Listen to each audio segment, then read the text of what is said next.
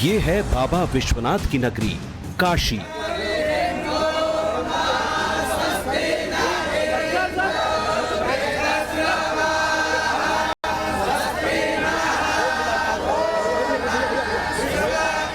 और इसी काशी में एक बार फिर धर्म पथ के रास्ते अपने कर्म पथ को साधते नजर आए उत्तर प्रदेश के भगवाधारी मुख्यमंत्री योगी आदित्यनाथ।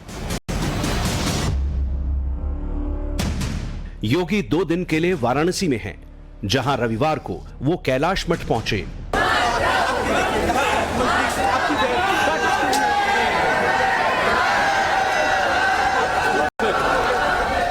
असल में इस वक्त योगी का फोकस 2 चीजों पर है, वो डबल एक्शन में है। पहला एक्शन माफिया के खिलाफ, दूसरा एक्शन बेरोजगारी के खिलाफ। माफिया पर योगी कैसे एक्शन ले रहे हैं, हम आपको आगे बताएंगे। पहले जिक्र रोजगार का। शनिवार को योगी ने खुद ये ऐलान किया कि यूपी में वो रोजगार की बहार लाएंगे। हर साल 1 लाख लोगों को सरकारी नौकरी मिलेगी, जबकि 12 से 15 लाख लोगों को प्राइवेट जॉब दिए जाएंगे। हम लोग जब आए थे 2017 में अनएम्प्लॉयमेंट यूपी का 19 के आसपास था, पर आज लोग इस बात को लेकर आश्चर्यचकित होते हैं कि आज यूपी का जो अनएम्प्लॉयमेंट रेट है वह 3 और 4 के बीच में है। 3 और 4 रोजगार की संभावनाएं, नौकरियां बनी है। दूसरा, पारदर्शी तरीके के साथ हर व्यक्ति को नौकरी की संभावनाओं के साथ जोड़ने का कार्य भी किया गया। बेरोजगारी पर फोकस योगी की उस सोच का नतीजा है जिसका कनेक्शन अपराध से जुड़ा है, क्योंकि शोध बताते हैं कि करियर बनाने की उम्र में, यानी ज्यादातर 16 से 23 साल की उम्र में ही युवा अपराध की तरफ मुड़ते हैं, और योगी यूपी में इन्हीं उम्र वाले युवाओं को नौकरी दे रहे हैं। क्योंकि योगी का संदेश साफ है, बंदूक मत उठाओ, कलम चलाओ। बेरोजगारी पर सर्जिकल स्ट्राइक करने वाले योगी का दूसरा एक्शन माफिया पर हो रहा है। योगी राज के बीते 7 साल को ही ले लीजिए तो बड़े बड़े माफियाओं पर एक्शन हुआ है।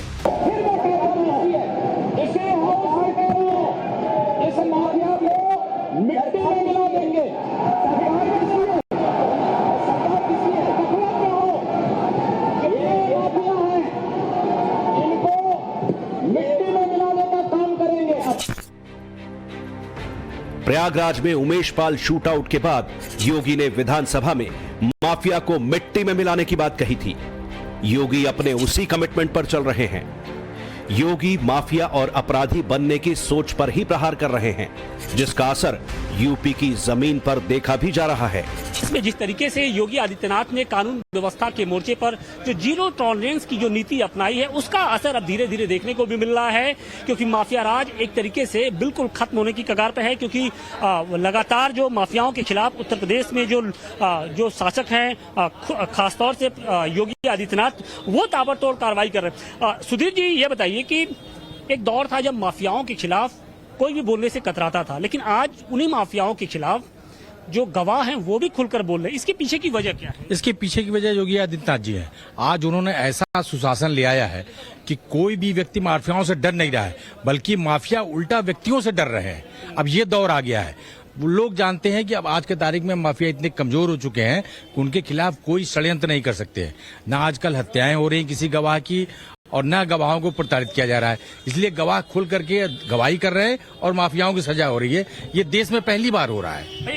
एक दौर था कि मुख्तार के खिलाफ कोई बोलता नहीं था, विजय मिश्रा के खिलाफ नहीं बोलता था, लेकिन आज हम देख रहे हैं कि न सिर्फ बोला जा रहा है, बल्कि लोग अदालत तक पहुंच रहे हैं, उनके खिलाफ लगातार गवाही भी दे रहे हैं। वो इसलिए कि हर आदमी जानता है कि हमारे पीछे योगी आदित्यनाथ जी खड़े हैं, और अगर कोई व्यक्ति उनके खिलाफ कोई कार्रवाई करेगा, किसी तरह कोई षड्यंत्र करेगा, तो उसका घर द्वार सब गिर जाएगा और वो मारा जाएगा अलग से। तो कोई भी व्यक्ति अब माफिया से डर नहीं रहा है।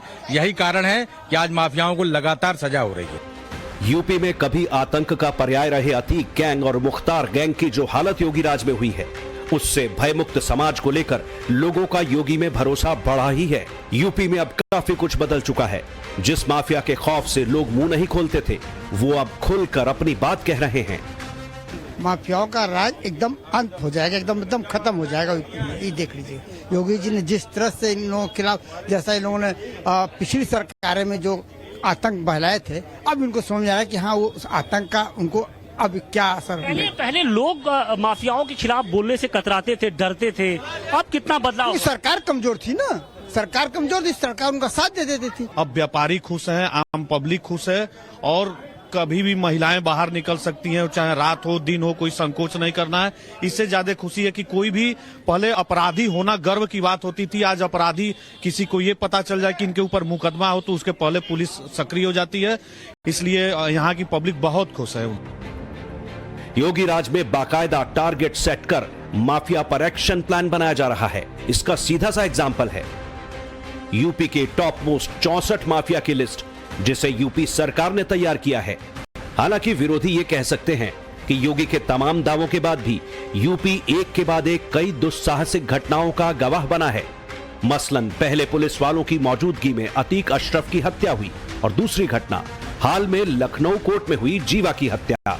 इतना ही नहीं, यूपी पुलिस की तमाम कोशिशों के बावजूद अतीक की पत्नी शाइस्ता परवीन करीब 107 दिन से फरार है। अतीक का बमबाज गुड्डू मुस्लिम भी इतने ही दिनों से फरार है। मुख्तार अंसारी की पत्नी का भी करीब 1 साल से कोई सुराग नहीं मिल रहा। लेकिन इन सब के बावजूद योगी की पुलिस पहले दिन की तरह ही फुल एक्शन में है। सूत्रों के मुताबिक शाइस्ता और गुड्डू मुस्लिम की तलाश में यूपी एसटीएफ ने एक बार फिर ऑपरेशन शुरू किया है। शाइस्ता और गुड्डू की तलाश में प्रयागराज के आसपास के इलाकों मसलन कौशाम्बी और कछार के अलावा लखनऊ समेत तमाम जगहों पर छापे मारे गए हैं। दोनों की तलाश में पुलिस बिहार, पश्चिम बंगाल सहित कई राज्यों से लेकर नेपाल तक पहले ही खाक छान चुकी है। मगर खबरों के मुताबिक एसटीएफ अब एक बार फिर तलाश के लिए टीमें कई राज्यों में भेज रही है। हालांकि इसकी कोई आधिकारिक पुष्टि नहीं की गई है। प्रयागराज में अतीक गैंग की कमर टूट चुकी है। उमेश पाल की हत्या के बाद अतीक अहमद और उसके भाई अशरफ का मर्डर हो चुका है। अतीक अहमद के बेटे असद और गुलाम पुलिस की गोलियों के शिकार हो चुके हैं। पत्नी शाइस्ता परवीन और अतीक अहमद का सबसे खास गुर्गा गुड्डू मुस्लिम दोनों पुलिस की नजर से भागे भागे फिर रहे हैं। पुलिस ने दोनों की गिरफ्तारी के लिए जमीन आसमान एक कर दिया है। कहा यह जा रहा है कि इन दोनों को लेकर कभी भी कोई बड़ी खबर आ सकती है। बताया जा रहा है कि गुड्डू मुस्लिम की लास्ट लोकेशन बिहार में मिली है। कयास ये भी लगाए जा रहे हैं कि शाइस्ता और गुड्डू मुस्लिम पर अगले 24 से 48 घंटे में कोई बड़ी खबर भी आ सकती है।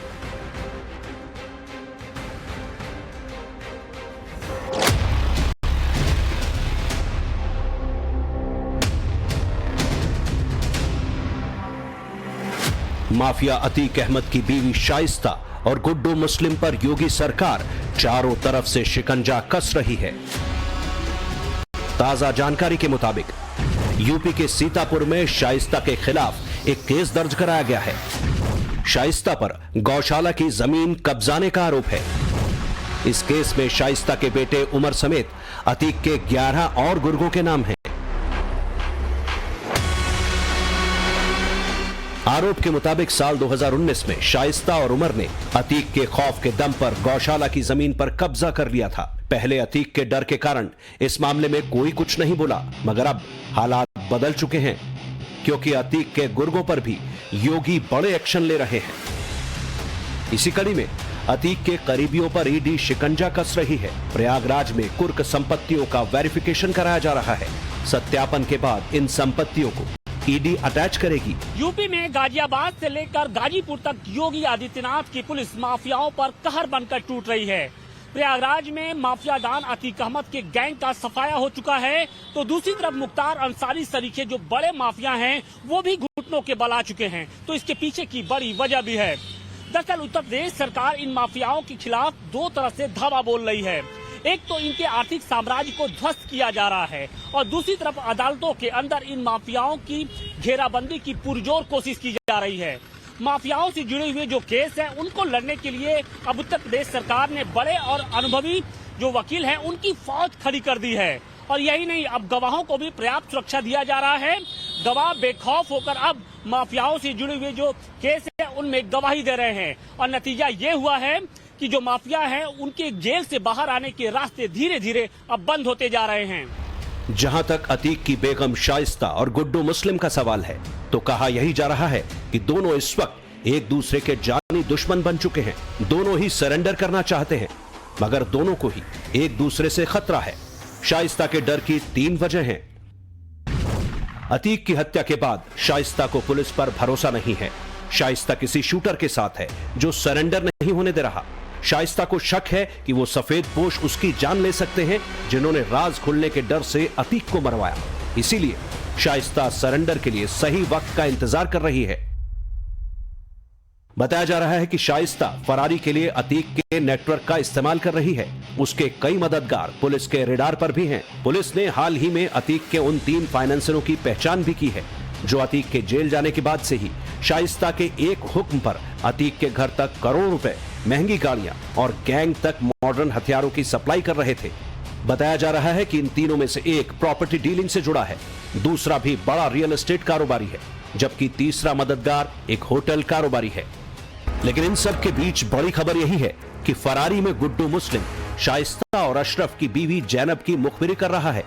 इसलिए देवरानी जेठानी दोनों ने ही इस बमबाज को मारने का प्लान बना लिया है। किसी प्रकार से गुड्डू मुस्लिम पे कब्जा किया जाए, उसकी प्रॉपर्टी पे, फिर वो राज रह जाएगी, फिर ये लोग उस पर अपना कब्जा कर लेंगे। इस समय सब एक हैं, ये शाइस्ता और जैनब, इन दोनों का उद्देश्य गुड्डू को मरवाना है और गुड्डू का उद्देश्य इन दोनों को मारना है। सुना आपने, अखिलेश मल्होत्रा वो पूर्व आईपीएस अफसर हैं जो सीधे सीधे अतीक अहमद से भिड़े थे। जब साल 2005 में राजू पाल का मर्डर हुआ, उस वक्त इलाहाबाद के डीआईजी थे अखिलेश मल्होत्रा।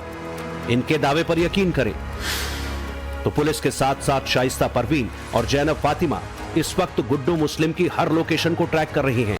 ये बमबाज गुड्डू को अपने गुर्गों से मरवाएंगे या फिर पुलिस के जरिए एनकाउंटर होगा, इसका प्लान भी तैयार कर लिया गया है। बस इंतजार उस वक्त का है जब गुड्डू अपने सेफ बंकर से बाहर आएगा, तभी ढेर कर दिया जाएगा। ये बात शाइस्ता परवीन को मालूम हो गई थी, तो शाइस्ता परवीन गुड्डू मुस्लिम को मारने के लिए लगी हुई है। गुड्डू मुस्लिम भागा हुआ है, कभी वो बंगलौर में दिखाई जाता है, कभी नेपाल के रास्ते बाहर चला गया है, ये कहा जा रहा है। एक्चुअली गुड्डू मुस्लिम और शाइस्ता परवीन दोनों में से किसी का इरादा सरेंडर करने का नहीं है। जब जानते हैं कि एक के ऊपर 25,000 50 लाख इनाम है, सरेंडर कर दें, जेल चले जाएं, वो लोग नहीं चाहते। अब सवाल यह है कि जो गुड्डू मुस्लिम अतीक अहमद का सबसे बड़ा वफादार रहा, उसे शाइस्ता परवीन और जैनब क्यों मरवाना चाहेंगी? तो इसकी कुछ वजह हो सकती हैं। पहली वजह, अतीक अहमद की बेनामी संपत्ति का राजदार है गुड्डू मुस्लिम। दूसरी वजह, बमबाज गुड्डू पर शक है कि उसने अतीक और अशरफ के साथ दगाबाजी की और उन्हें मरवा दिया। तीसरी वजह, गुड्डू मुस्लिम के चलते ही अतीक के तीसरे बेटे असद की लोकेशन पुलिस को मिली और फिर उसका एनकाउंटर हो गया। इलाहाबाद में धमकी दी गई है कि 2 हफ्ते के अंदर तुम्हें फिर से जेल से किसी बहाने से निकालेंगे और निपटा देंगे। ये किसने दी है? किसने? एक बड़े अफसर ने दी है, मैं उनका नाम नहीं ले सकता। गुड्डू मुस्लिम के बारे में कहा जाता है कि वो खुद को लो प्रोफाइल दिखाता था, मगर उसके ख्वाब बहुत ऊंचे थे। दिखावे के लिए प्रयागराज इलाके में उसकी मीट की दुकान थी, मगर करोड़ों की बेनामी संपत्ति उसने अतीक गैंग में रहते हुए बना ली थी। प्रयागराज इलाके में करोड़ों की संपत्ति गुड्डू मुस्लिम के जानकारों के नाम है। बिहार के कुछ गैंगस्टर्स से उसके पुराने संपर्क हैं और वहां भी उसकी संपत्ति बताई जा रही है। गुड्डू मुस्लिम अतीक का राइट हैंड बनने से पहले लखनऊ में एक्टिव था, वहां भी उसकी अघोषित संपत्ति बताई जाती है। खुलासे के मुताबिक दुबई में भी गुड्डू मुस्लिम ने अपने नाम पर अलग से इन्वेस्ट कर रखा है। 48 साल के बमबाज गुड्डू को यह मालूम था कि अतीक अहमद, अशरफ और असद के मारे जाने के बाद ऐसा कोई नहीं बचेगा जो माफिया गैंग की विरासत को संभाल सके। इसीलिए शक है कि शाइस्ता और जैनब प्रॉपर्टी को लेकर उसका काम तमाम करा सकती हैं और उनकी फरारी को भी इसी से जोड़कर देखा जा रहा है। हालांकि योगी की एसटीएफ एक बार फिर एक्शन में है। इस बार प्लान फूल प्रूफ बनाया गया है, क्योंकि योगी का कमिटमेंट है देर सवेर माफिया का मिट्टी में मिलना तय है। वाराणसी से आशुतोष सिंह के साथ ब्यूरो रिपोर्ट, टाइम्स नाउ नव भारत।